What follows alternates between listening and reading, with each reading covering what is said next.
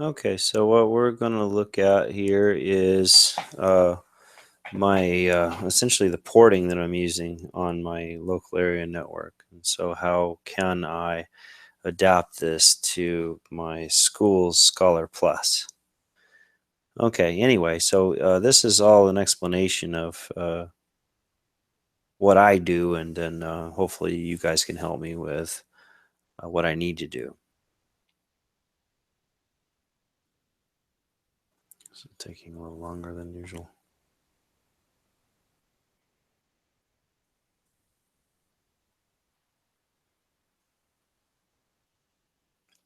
Okay, so I like to shoot a little test out to my project to see if I can get it to talk back to me before I get into too much trouble. So it looks like it's going to talk to me. So I'm going to end this session. I'm going to open a new one. And this time I'm gonna add my IP address. This is the nice simple IP address that's in my little home network. But I'm going to go down to SSH, some secure shell, and use some tunneling. And I'm going to use the 5902 port. That's just how I have it set up with my my VNC server. So I'm going to attach that port to my IP address and add it. So it looks good. Now I'm going to go back up to my session and get going here.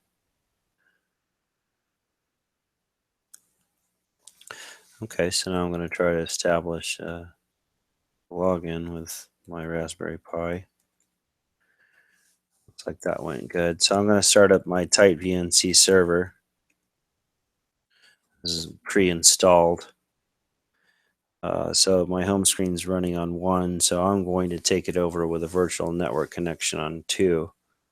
So I'm going to say VNC server. I'm going to put it on 2. I'm going to set the layout to be full, as big as it gets there. Yeah. And then the color depth, this just seems to work, and so I use 24. So looks like everything's running good here. Okay, so I'm going to try to take it over with the actual VNC software that I have installed on my computer. And once again, I'm using this localhost 5902.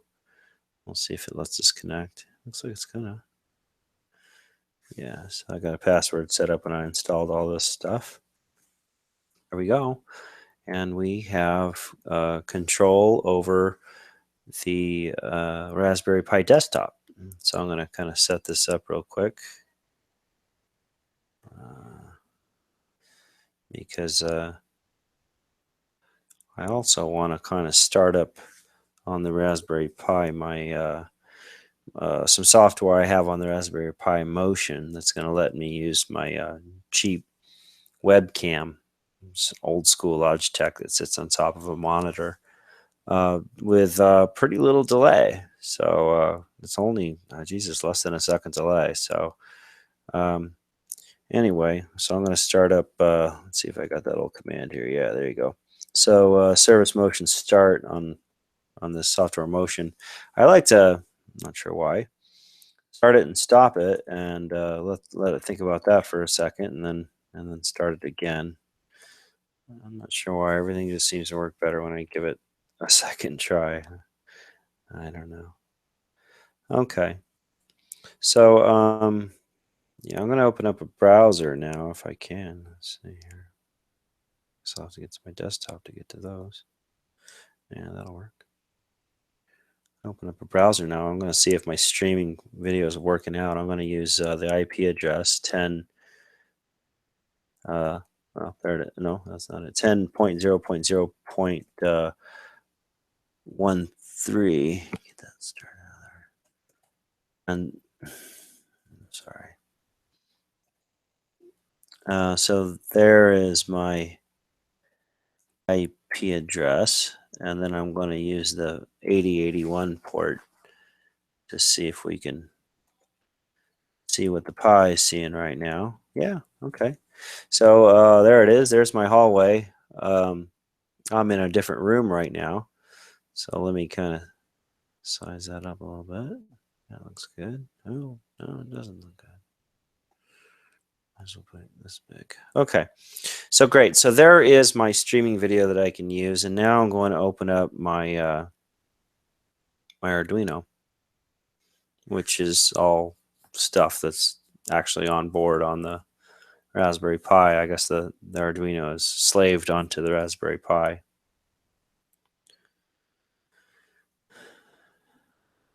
Raspberry Pis aren't the fastest, but they are certainly the easiest way to do a remote project in your local area network.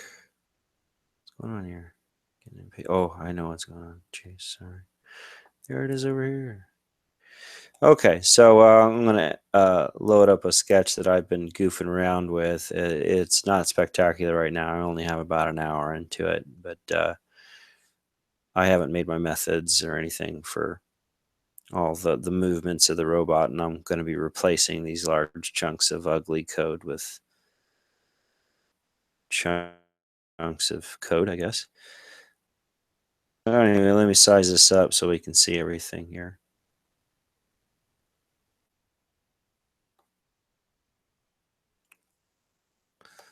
Okay.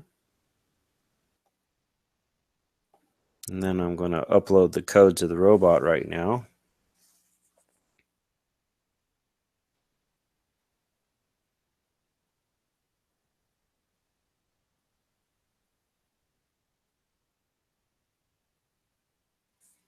Okay, just about there. Yep, there we go. It's all done. Now I'm going to have my serial monitor open over here. And this is what I'm actually going to feed the commands into for the robot itself. So now I can start to show you the actual robot. Here it is. It's out in the hallway. There's my cat. She looks interested in what we're doing. I really am going to change the angle of this camera, and actually the height I think is going to be the most benefit. But here you can see this thing kind of in action. And,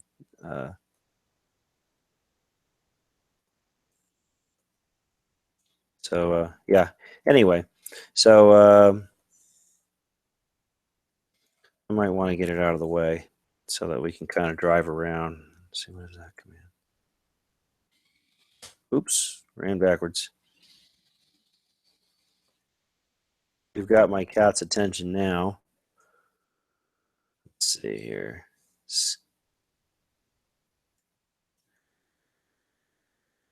She seems interested. Let's get her. Let's back it up and give her a chance to think about this. All right. Right. I think she's messed with the wrong robot this time.